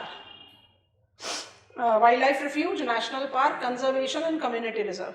जो इको सेंसिटिव जोन है या मरीन प्रोटेक्टेड एरियाज हैं जिनको हमने इवेंचुअली एड ऑन किया, वो इन्हीं कैटेगरीज का स्पेसिफिकेशन है लोकेशन की वजह से, and then cushion buffer, eco sensitive zone, environment protection act 1986 के अंतर्गत इंप्लाई किया जाता है। I will be talking about that towards conclusion. मेरे प्रोटेक्टेड एरिया 4 हैं। जो आपकी मैप लिस्ट है, उस मैप लिस्ट में कोल्ड डेजर्ट को लास्ट ऐड किया है, तो मेरे 13 biospheric reserve out of 18 biospheric reserve जो हैं वो आज मैप लिस्ट पर हैं। तो मेरे प्रोटेक्टेड एरिया जो मोर देन 1000 है, उसमें 18 एकदम top slot endemic biodiversity hotspot है, जिनको बायोस्फेरिक रिजर्व बोलते हैं। तो बायोस्फेरिक रिजर्व का नाम वहां क्यों नहीं है? वहां तो आप कह रहे हो wildlife refuge, national park, community and conservation reserve, तो ये कहां से आ गया? बायोस्फेरिक रिजर्व कहां से है? How do you define biospheric reserve? Actually हमने ऑलरेडी बोल दिया बायोस्फेरिक रिजर्व क्या है। Can be a wildlife refuge, it can be a national park, one or more than one that shows higher magnitude of endemism and diversity। मतलब ये top slot protected areas हैं, और ये top slot protected areas हमारे country में आज की date में 18, जिसमें से 13 youngest to be added to the list is cold desert Himachal Pradesh as map site. अब मुझे 13 मैप साइट याद करने हैं। लिस्ट लिखने में 2 मिनट का समय नहीं लगेगा। मैप मार्किंग आज यहीं से शुरू करेंगे, नहीं यहां से नहीं करेंगे, माउंटेन से शुरू करेंगे। तो जब आप मार्क करोगे कौन कौन से मैप साइट हैं, तो कम से कम 18 नाम एक बार में नहीं, 13 नाम कोशिश कर सकते हैं एक बार में हो। कैसे पकड़ें? आपके स्कूल एटलसेस में भी प्रोटेक्टेड एरिया का मैप है, आप उसको खोल सकते हो अपने सामने। बाकी आपके सामने मैप है, आप इसको भी देख सकते हैं, और जरा ट्रिक से पकड़ो, लोकेशन वाइज पकड़ो, बहुत मुश्किल काम नहीं है। कंसंट्रेट करें बोर्ड के मैप पर थोड़ी देर के लिए। कौन कौन से मैप साइट्स हैं हमारे कंट्री में? सदर्न इंडिया में आ गए। अभी कुछ नहीं लिखना है, थोड़ी देर मैप पर रहो, उसके बाद आप अपने आप ही लिस्ट लिख लोगे, आपको कोई चीज देखने की जरूरत ही नहीं पड़ेगी। शुरू करें। 13 इंक्लूड करने हैं। सबसे पहले सदर्न इंडिया में आ जाओ, आ जाओ, इधर आ जाओ, नहीं मिल रहा मैं आपके बाद में ढूंढना। सदर्न इंडिया में आ गए। कौन कौन से आपके मैप साइट्स हैं बायोस्फेरिक रिजर्व? एकदम साउथ से शुरू कर रहे हैं। Great Nicobar, gulf of Mannar, Agasthyamalai, Nilgiri. रुक गए। 4 मैप साइट्स मेरे कहां पर हैं? सदर्न इंडिया में। 4 मैप साइट्स मेरे कहां पर हैं? सदर्न इंडिया में। Which are the 4 map sites that I have just talked about? Great Nicobar हमने छुपा रखा है, आप अपने आप उसको विजुअलाइज करो, आप जज कर पाते हो कि नहीं। ग्रेट निकोबार है, गल्फ ऑफ मन्नार है, अनामलाई, अगस्त्यमलाई पीक है कार्डोमम का, एंड नीलगिरी, जिसमें हम नीलगिरी और अगस्त्यमलाई को स्टार मार्क दे रहे हैं। 4 नाम हो गए। अच्छा, अब हम नॉर्थ की तरफ चल रहे हैं, हम सेंट्रल बेल्ट पर है। सेंट्रल बेल्ट पर अब काउंट करना शुरू करो। Additional I have got Panna, star mark डालेंगे इसको भी। I have got Achanakmar, Amarkantak, star mark इसको भी डालेंगे। I have got Pachmarhi, star mark इसको भी डालेंगे। ठीक है, थोड़ा सा ईस्ट की तरफ बढ़ेंगे। सिमलीपाल इन ओडिशा, सिमलीपाल ओडिशा गरजात हिल्स पर है, इसको भी स्टार मार्क दे दो। और आ गया सुंदरबंस। काउंट करो, how many map sites I have taken in central belt of India? East की तरफ भी चले गए, बट हम इसको सेंट्रल काउंट कर रहे हैं। It's Sundarbans, it's Similipal, it's Amarkantak, Achanakmar, it's Pachmarhi and it's Panna. 5 और 4 हो गए। अब चले जाओ नदर्न इंडिया में। नदर्न इंडिया में पहुंचे तो सबसे पहले पिकअप करेंगे Nokrek in Meghalaya. Again star mark डाल रहे हैं क्योंकि नोकरेक किस पर फिट इन हो रहा है? It's a peak of Garo hills. दूसरा आएगा आपका Kanchenjunga Sikkim, it's the highest peak of Himadri, star mark हो गया। नंदा देवी इन उत्तराखंड, पीक स्टार मार्क हो गया। एंड कोल्ड डेजर्ट, बिल्कुल वही लाहौल स्पीति केलांग हिली एरियाज है। Cold desert youngest to be added in the list of MAB site. 13 MAB sites includes cold desert in Himachal Pradesh, Kanchenjunga in Sikkim, Nokrek in Meghalaya. 3 हो गया। Central India में पहुंचो। It is Sundarbans in West Bengal, Similipal in Odisha, Amarkantak, Achanakmar Madhya Pradesh, Chhattisgarh, then Pachmarhi, Panna Madhya Pradesh. ठीक हो गए। And now we are getting on 8 हो गए। अब हम काउंट कर रहे हैं सदर्न इंडिया के। तो अगस्त्यमलाई, नीलगिरी केरला तमिलनाडु में ऐड किया, gulf of Mannar Tamil Nadu and great Nicobar in Nicobar. Star mark में क्या खासियत है? कोनिकल डायग्राम याद कर लो। ऐसा क्यों है कि majority of the MAB sites are altitudinal, क्योंकि वो ज्यादा डाइवर्सिटी शो कर पाएंगे, maximum of them, not all but maximum of them. Pachmarhi को धूपगढ़ के साथ रिलेट किया था। Panna is hill dissected part of Vindhyan range. Kanchenjunga, Nanda Devi and cold desert Himalayas के साथ ऐड कर लीजिए। सिमलीपाल गरजात हिल्स है, नीलगिरी हिल है, बोलने की जरूरत ही नहीं है, अगस्त्यमलाई पीक है कार्डोमम का। कंफर्टेबल? अब अपने आप से नाम लिखो। हमने फ्लो चार्ट पर छोड़ा है मैप साइट 13 आउट ऑफ 18। आप 18 नाम पर नहीं जा रहे, अभी सिर्फ 13 नाम पर जा रहे हो। खुद से लिखो जैसे भी अरेंज करा, north central south, south central north. खुद से कोशिश करो लिखने की। हो गया नाम याद फॉरएवर।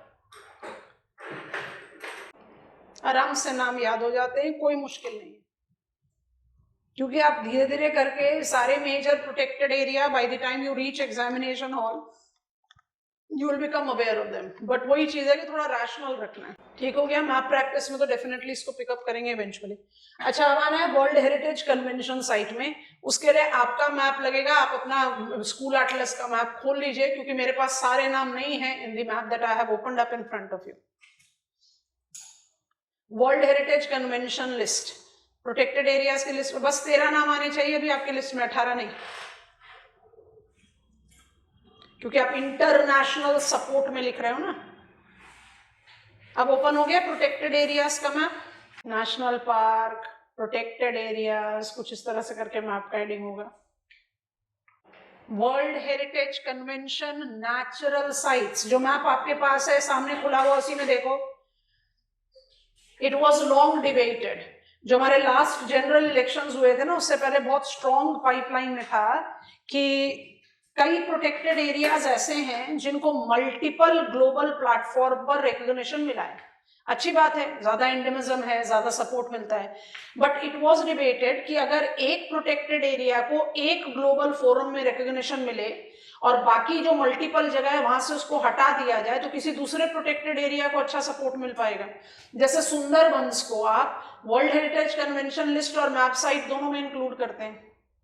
केवलादेव ढूंढोदरा राजस्थान में मिला। ये रामसर साइट भी है और वर्ल्ड हेरिटेज कन्वेंशन साइट भी है।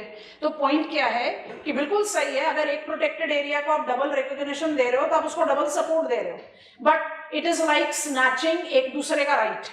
अगर केवलादेव सिर्फ रामसर रहे और वर्ल्ड हेरिटेज कन्वेंशन में उसकी जगह सरिस्का को डाल दो तो सरिस्का का भी भला हो जाएगा, you know, that kind of thing. But because we went into the election year और वो साइडलाइन हो गया, उसके बाद उसके बारे में कोई विस्पर भी नहीं है। तो we actually are waiting for this, but जो रियलिटी है उसको जज करना है। तो वर्ल्ड हेरिटेज कन्वेंशन साइट को कैसे याद रखेंगे? 8 हैं, 8वें को सबसे एंड में लिखेंगे, बट क्योंकि हमारी लिस्ट में उसको सबसे शुरुआत में ले लेते हैं। 3 नाम इसी मैप से आपने देखना है, जो आपने 13 नाम लिखे हैं उसमें से विद अ चेंज। तो ध्यान से, Kanchenjunga both natural and cultural site, ठीक है, and it is youngest to be added, मतलब latest to be added। तो पहला मेरा वर्ल्ड हेरिटेज साइट हो गया, वर्ल्ड हेरिटेज नेचुरल साइट ही लिस्ट कर रहे हैं हम, इट्स कंचनजंगा, ठीक है। दूसरा हुआ सुंदरबंस, एज इट इज आ गया, नाम रिपीट हो गया। तीसरा हुआ Nanda Devi, but not Nanda Devi only, Nanda Devi with valley of flowers. Can you see? ठीक है, मेरे मैप पर दिख रहा है तो दिखा देते हैं। बायोस्फेरिक रिजर्व भी है, मैप लिस्ट पर नहीं है। It is Manas and not is missing in my map. Kaziranga अपने मैप पर देखो, मिला कि नहीं? दोबारा से रिपीट कर रहे हैं। तो कंचनजंगा हो गया, सुंदरबंस हो गया, मानस काजीरंगा हो गया, Nanda Devi with valley of flowers. एक ही काउंट होगा, 2 नहीं होगा, ठीक है। उसका ग्रेट हिमालयन नेशनल पार्क मिल रहा है आपके मैप में, मेरे मैप में नहीं है, मिल गया। And we have western Ghats. आप बोलोगे भाई वेस्टर्न घाट्स तो तापी से शुरू होकर कार्डोमम तक जा रहा है, करें क्या? जरा महाराष्ट्र के एरिया में घूमना, आपको राधा नगरी, चांदोली नेशनल पार्क्स मिलेंगे। है ना, लिखेंगे तो western Ghat, it includes Radhanagari and Chandoli. समझ में आया? लिस्ट करो। Which are the World Heritage Convention sites of India? We have got 8, 7+1 लिखो, अच्छा रहेगा। 7+1 World Heritage Convention sites, ठीक है। हम कोई क्रोनोलॉजी नहीं ले रहे, हम सिर्फ जिस तरीके से मुझे याद हो जाए उस तरीके से ले रहे हैं। तो 7+1 लिख रहे हैं, ठीक। तो पहला नाम हुआ सुंदरबंस, दूसरा नाम होगा Nanda Devi with valley of flowers, it will be counted as 1, ठीक है। तीसरा होगा मानस, चौथा होगा काजीरंगा, पांचवा होगा केवला देव, 6th is western Ghat, bracket में चाहिए तो राधानगरी एंड चांदोली लिख लीजिए। 7th is great Himalayan national park. 7 हो गए। अब 8 जो है वो +1 पर जा रहा है, उसका नाम है कंचनजंगा, ब्रैकेट में लिख लो, is both natural and cultural heritage site, is both natural and cultural heritage site। धीरे धीरे करके प्रोटेक्टेड एरिया का मेजर नेम जो है ना हमारे रेडार पर आ जाएगा, बस धीरे धीरे करके। एक साथ हम 1000 नेम की बम्बार्डमेंट ले भी तो उससे फायदा क्या होना है, काम तो कुछ भी नहीं आना उसका, ठीक। I am closing this. We are learning wildlife protection act. Wildlife Protection Act aims at developing integrated wildlife habitat. It involves threefold objectives. हम ऑब्जेक्टिव का सपोर्ट लेकर ही अपने कंटेंट को बिल्ड करना चाह रहे हैं। तो पहला हमने डिमार्केट किया 2002 wild life protection act amendment में हमने प्रोटेक्टेड एरियाज की लिस्ट को बड़ा बना दिया with wildlife refuge, national park included with conservation and community reserve, सबको मिलाकर लगभग 6%, 1000 protected areas in the country. पहला ऑब्जेक्टिव है support to protected area. So what kind of support we are providing? International for all reoccurring item 50% support from union government, non-reoccurring 100%. If you are protected area in mountain, desert, coast or have notified endangered specimen, then you are entitled to cent% union support even in reoccurring item. International support is equal to extension of candidature of notified protected areas to UNESCO. It is for UNESCO team to survey and decide whether it should be included or not included. But once included, it provides not just the presence of protected area into the global list of protected area. Ramsar convention से term ले लेते हैं। It don't just magnify the status of protected areas, protected area of global importance, it also provides financial and technical support which by default goes a long way in the serving of the objective of protected area। तो आ गया UNESCO का map site and world heritage convention. As of today 13 map site and 8 world heritage convention site है, जो अपने आप ही बता रहा है कि India by default is known for biodiversity domain hotspot. Come on, we are one of the 17 mega biodiversity zone and we have 4 out of 36 biodiversity hot. I am closing today, map शुरू करेंगे। अपना practice map book में 2 चीजें करनी है, ठीक है। अब जरा हिंट देते हैं आपको। हमने कुछ मैप्स बना रखे हैं, बहुत सारे ही बना रखे, कुछ बीच में नहीं बने हुए हैं, कोशिश करेंगे ये भी आपसे शेयर कर देंगे।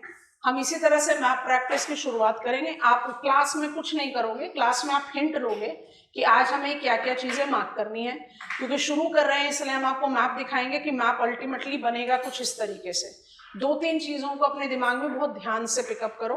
हम शुरुआत करेंगे, हम इसी तरह से हेडिंग बनाएंगे, जैसे आज से हम शुरू करेंगे mountains and hills of India.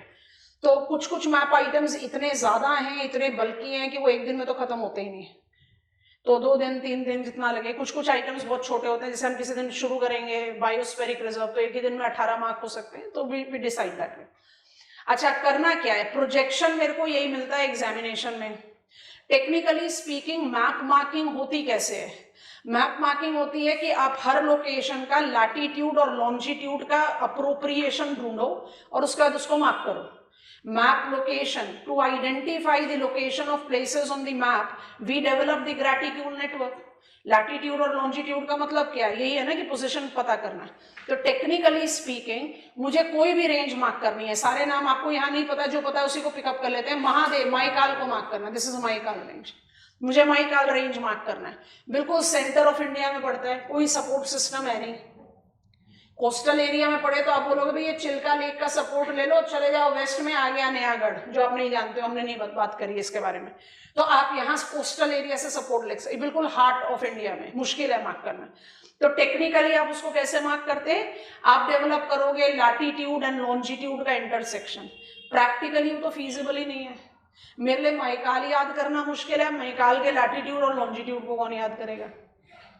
और मैक्सिमम मार्क्स जो आपको मिल रहे हैं मैप मार्किंग के वो 10 हैं। 10 मार्क में आपको 10 आइटम 15 आइटम मैक्सिमम यही मिल रहा है, जिसमें you have to write 30 appropriate geographical word. So आज की डेट में map question for sure most scoring question नहीं रह गया, क्योंकि उसमें सब्जेक्टिविटी ऐड होगी ना, 30 कौन से वर्ड लिख रहे हो वो भी डिसाइड करेगा कि आपको कितने मार्क्स मिल रहे हैं। लेकिन मोस्ट टाइम सेविंग क्वेश्चन जरूर है। एक जनरल 10 मार्कर क्वेश्चन के मुकाबले में आप इसको बहुत कम समय में कंप्लीट कर सकते हो। एंड कंपलसरी क्वेश्चन होता है तो चॉइस कुछ है नहीं, करना है। तो करने का लॉजिक क्या होता है, प्रैक्टिस से करना है, क्योंकि लैटिट्यूड्स और लॉन्जिट्यूड्स को आप ऐड नहीं कर सकते, प्रैक्टिकली स्पीकिंग इट्स इम्पॉसिबल। शुरू करते समय चीजें डेफिनेटली जर्की लगती हैं, कैसे कर पाएंगे नहीं कर पाएंगे। हम थोड़ा सा जूम आउट कर रहे हैं। जो बिल्कुल कोस्टल एरियाज या जो बिल्कुल शोरलाइन या बाउंड्रीज पर है, वहां पर तो मार्क करना आसान हो जाता है। और रिलीफ फीचर को मार्क करना इसलिए भी आसान होता है कि मुझे शिवालिक को मार्क करना है जम्मू कश्मीर, हिमाचल प्रदेश, उत्तराखंड से वेस्टर्न नेपाल। अब वेस्टर्न नेपाल में आप फ्यू मिलीमीटर ईस्ट भी चले जाओगे तो भी वो शिवालिक ही है, बट पॉलिटिकल मैप में दिल्ली के फ्यू मिलीमीटर ईस्ट चले जाओगे तो नोएडा बन जाएगा वो। तो इसलिए आप जितना इस मैप पर प्रैक्टिस कर पाएंगे, अब उसके लिए आप कोई भी हिंट ले सकते हैं। Like I can share if you want to, I have created. हम क्या कर सकते हैं, सारे लैटिट्यूड्स और लॉन्जिट्यूड को लेकर ग्रिड बना लें शुरू करने के लिए, कि आप एक ही ग्रिड मैप के बहुत सारे जेरोक्स निकाल लो और शुरू करने के लिए आप उस ग्रिड के सपोर्ट पर मार्क करना शुरू करो कि grid number A and grid number 10 में आ गया Mahadev hills, you know that kind of a thing, जिससे आप थोड़े से परफेक्ट हो जाएं, specially to these central location, जैसे पन्ना है, कैमूर है, मैकाल, इनको मार्क करना मुश्किल है। जो कोस्टल ट्रैक पर है वो आसान है, but the ultimate thing is practice. जितनी बार आप मैप खोलेंगे, जितनी बार आप कोशिश करोगे इस पे मार्क करने की, you will be perfect with marking up of the map item. So हम उसी स्टेप पर कोशिश करेंगे। हमने फिजियोग्राफी से शुरुआत करी थी, तो हम फिजियोग्राफी से ही शुरू कर रहे हैं। आज हम शुरू करेंगे map of India, that is mountains and hills. आसान से शुरू कर रहे हैं, तो माउंटेन्स ऑफ इंडिया माने नदन माउंटेन पर चले जाएंगे। मैप आपके सामने है, हम आपके सामने इसको खोल रहे हैं। आपको जो रेफरेंस पॉइंट लेना है या खुद लिस्ट बनानी है, जैसा भी करना है वो आप करोगे। Which are the mountains that will be marked today, the first day as we are taking up the practice? हम नदन माउंटेन वॉल को मार्क करेंगे, आर्क से ऐसे जाएंगे। अच्छा, एक और डाउट बच्चों के दिमाग में आता है, माउंटेन तो ऐसे मार्क होना चाहिए ना, ऐसे मार्क करें माउंटेन, माउंटेन को तो ऐसे मार्क करना चाहिए। Why it is wrong? जो आपके सामने बना हुआ मैप है उसमें माउंटेन ऐसे क्यों मार्क किया गया है? क्योंकि ये 2 डायमेंशनल प्लेटफॉर्म है, 3 नहीं है। अगर आप हिमाद्री को ऐसे मार्क करने के बजाय ऐसे मार्क करोगे तो आप उसकी हाइट थोड़ी ही ना दिखा रहे हो, आप उसका नॉर्थ साउथ एक्सटेंशन को मैनिपुलेट कर रहे हो। I think it is making sense. तो हम ये जो डायमेंशन है उसे पीक के लिए रखते हैं। जब हम पीक बनाते हैं तब हम ऐसा ट्राइंगल इस्तेमाल करते हैं, अदरवाइज माउंटेन्स के लिए आर्क चलेगा, ठीक है। और आर्क के लिए आपको क्या रैशनल लेना है, जो भी उसका एक्सटेंशन है, जैसे कराकोरम लद्दाख जस्कर सिर्फ लद्दाख में है, और ग्रेटर हिमालयाज जम्मू कश्मीर से लेकर अरुणाचल प्रदेश तक है, तो आपको उसी हिसाब से अपने आर्क ऑफ एक्सटेंशन को पिकअप करना है, ठीक है।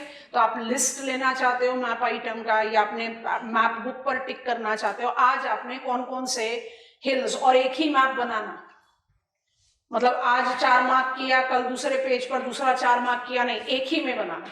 अच्छा, एक और चीज बिफोर वी स्टार्ट मार्किंग, हम एक मैप पर बहुत सारे आइटम्स एक साथ बना रहे हैं, तो हो सकता है जगह लिखने की परेशानी हो, पर फिर भी अपनी हैबिट यही बनाकर चलो कि नाम वही लिखना है। एग्जामिनेशन में तो 10-15 आइटम, इससे ज्यादा नहीं मिलेंगे, नाम वही लिखना इसलिए जरूरी है। आप खुद से सोचो कितना इरिटेटिंग होता है कि हमने इसको रेड से मार्क कर दिया और यहाँ डाल दिया ए, और नीचे कॉर्नर में लिख रहे हैं ए इज शिवालिक। एग्जामिनर के लिए बड़ा मुश्किल है उसको जज करना। राइट शिवालिक देयर इटसेल्फ, नाम हमेशा कोशिश करो वहीं लिखने के लिए। डोंट, अब क्योंकि आपको 10-12 नाम ऐड करने हैं तो एरो स्ट्रेच आउट कर लो। but be in practice of writing the name right there. ठीक है, चलो, what are the ranges that you will be marking today? आसान वाला काम कर रहे हैं, so I'll be marking Karakoram, I'll be marking Ladakh and Zanskar. इतनी बार इसका डायग्राम भी बना लिया तो बड़ा ही सिंपल सा लगता है. ठीक है, लिस्ट आप अपने रजिस्टर्स में ले सकते हो और आप अपना मैप का हेडिंग बनाओगे हिल्स एंड माउंटेन्स, और उसमें जैसे भी हम 2-3 दिन लगाते हैं उसमें हम उस हिसाब से कंप्लीट करेंगे. कुछ कुछ नए नाम आएंगे जो हमने स्टडी में इग्नोर किए थे, पेनिनसुला में ज्यादा आएगा वो. अब आएगा ग्रेटर हिमालयाज, जो बहुत लंबा अनइंटरप्टेड आर्क जाएगा, ध्यान से मार्क करेंगे. उत्तराखंड नेपाल से होते हुए नदन सिक्किम से आपको इसको अरुणाचल प्रदेश पर ले जाए, बिल्कुल अनइंटरप्टेड. और उसके बाद जो आपके आर्क आ रहे हैं वो आपको नाम बहुत अच्छी तरह से पता है, थोड़ा सा ध्यान रखेंगे. डायग्राम में we can be 19-20, but map marking में नहीं हो सकते. Pir Panjal Jammu and Kashmir, Dhauladhar south eastern extension of Pir Panjal from Jammu and Kashmir to Himachal Pradesh, Sutlej. फिर आया आपका मसूरी और कुमाऊं, दोनों को उत्तराखंड में रहना है. महाभारता बिल्कुल भी नहीं मार्क करना, कोई जरूरत नहीं है. दार्जिलिंग हिल्स छोटा सा आर्क. ठीक है, उसके बाद मीरी एंड अबोर, नाम वही लिखो, कोशिश करो. And finally is Shivalik, near continuous arc till western Nepal, and then a छोटू सा arc in towards south of Miri, Dafla. ठीक हो गया. हमारे मैप पर आपको एक हिल दिख रहा है जो हमारे स्कूल एटलसेस में मार्क नहीं है, उसको आप ऐड करेंगे. It is Deosai mountain. ये actually dissected piece of Ladakh range है, देवसाई माउंटेन. ट्रांस हिमालयाज का ही डाइसेक्टेड पीस है नॉर्थ वेस्टर्न पार्ट पर, इसको आप ऐड कर लीजिएगा अपने मैप मार्किंग पर. लद्दाख रेंज का डाइसेक्टेड पीस है. This is what you are marking in your practice map today.